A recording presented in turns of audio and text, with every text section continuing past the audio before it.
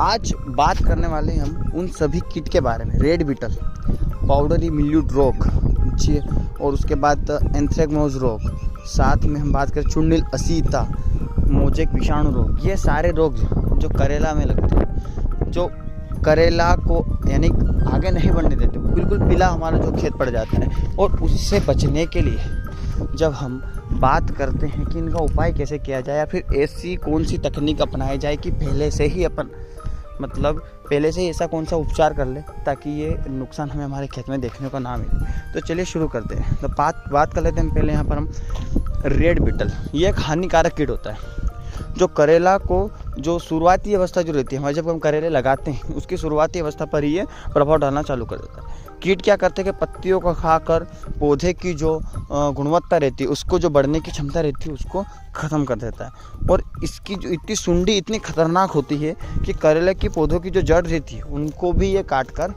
ख़त्म कर देता है। तो पहला हो गया हमारा रेड बीटल। बहुत ज़्यादा नुकसान करने वाला कीट जो है वो है रेड बीटल। अब हमें क्या करना है कि इससे रक्षा करने के लिए क्या कर सकेंगे, 5 लीटर कीटरक्षक को 40 लीटर पानी में घोलकर सप्ताह में 2 से 3 बार छिड़काव करना है।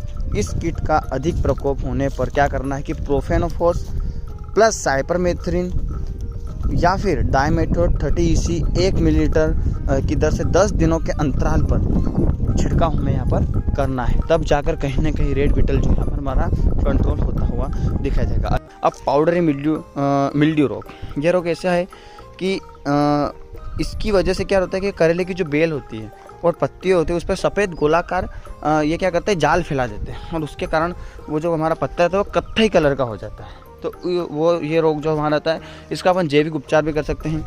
जैविक उपचार के लिए हमें क्या करना है कि 5 लीटर खट्टी छाछ लेना है, उसमें 2 लीटर गोमूत्र डालना है और 40 लीटर पानी मिलाकर उसे छिड़काव करते रहना चाहिए। उससे इसमें बहुत ज़्यादा फायदा देखने को मिलता है और ये कंट्रोल भी हो जाता है। और रासायनिक उपचार की हम बात करें तो कार्बेंडाजिम से भी ये कंट्रोल होता हुआ हमें यहाँ पर नज़र दिखाई देता है।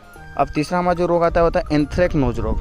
करेला फसल में ये रोग सबसे अधिक पाया जाता है। इस रोग से ग्रसित पौधों में पत्तियों पर काले धब्बे हो जाते हैं और इससे क्या होता है, काले धब्बे होने के कारण वो हरित लवक की उसमें कम हो जाता है और प्रकाश संश्लेषण की क्षमता को ये धीरे धीरे हमारे करेला में ख़त्म होते हुए यहाँ पर दिखती है और पौधे की जो वृद्धि है उसको रोक देता है। जैविक उपचार मैंने आपको बता देता हूँ कि सबसे बेस्ट और सबसे अच्छा इसका जैविक उपचार है रोकथाम के लिए कि 1 एकड़ फसल के 10 लीटर गोमूत्र, 4 किलोग्राम आड़ू पत्ते और 4 किलोग्राम नीम के पत्ते, 2 किलोग्राम लहसुन के साथ उबालकर 40 लीटर पानी में डालकर 1 एकड़ के लिए हमें यहाँ पर इसका छिड़काव करना है। और रासायनिक उपचार इसका वही कार्बेंडाजिम से आप या फिर मेन्कोजेब दोनों को मिलाकर इसका छिड़काव करके इसको कंट्रोल कर सकते हैं। उसके बाद आता है हमारे यहाँ पर मोजेक विषाणु रोग।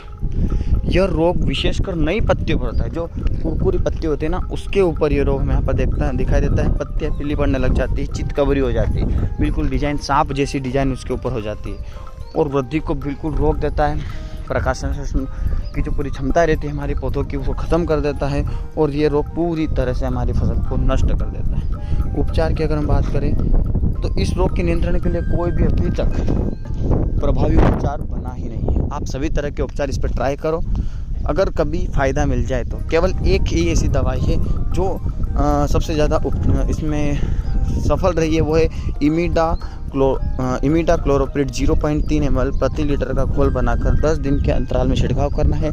और जो 2 विधियां मैंने आपको बताई है हमारी जैविक, उसका उपयोग हमें लगातार करते रहना है, तब जाकर कहीं ना कहीं मोजेक वायरस नियंत्रित होगा, न कि ख़त्म होगा, क्योंकि ये बहुत भयंकर वायरस जो पूरी फसल को बर्बाद कर देता है। तो आज के लिए इतना ही था वीडियो में। कल फिर मिलते हैं एक नई जानकारी साथ, करेला में खाद की जानकारी साथ। जय जवान जय किसान।